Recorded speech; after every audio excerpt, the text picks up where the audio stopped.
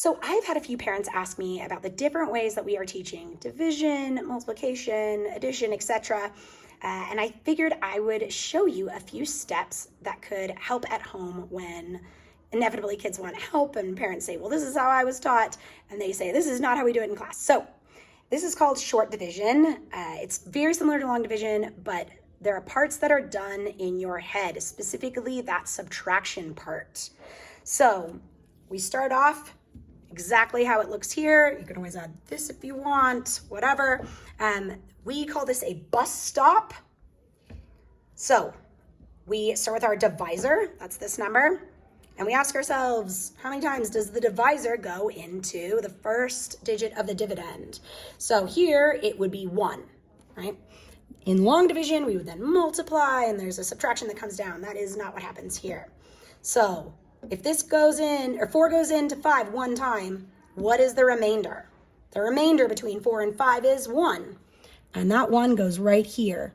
I like to cross this one off, so it's easy for me to know where my next step is. This is now a 12, because this is 110s or 100s or 1000s. Larger than that, we're just regrouping. Now I ask myself, how many times does 4 go into 12? Well, 4, 8, 12. It goes in 3 times.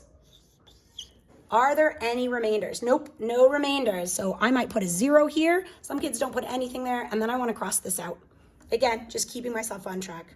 All right, how many times does 4 go into 9? 2 times. What is that? That's 8. Oops, sorry. That's 2 times. That's 8, which means I have 1 remainder. That remainder goes here.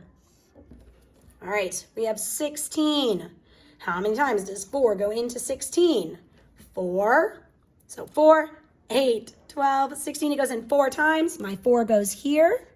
And there are no remainders. If there were a remainder, you might do an R over here and then whatever remainder that is. We are gradually trying to get away from that remainder. So instead, you would do whatever the remainder is over the divisor, which would be 4. So if it was 1 remainder, it would be 1/4, etc. And then this is the answer. So this is short division. Again, different than long division, but essentially the same. It's you're doing those subtraction bits to get that remainder in your head.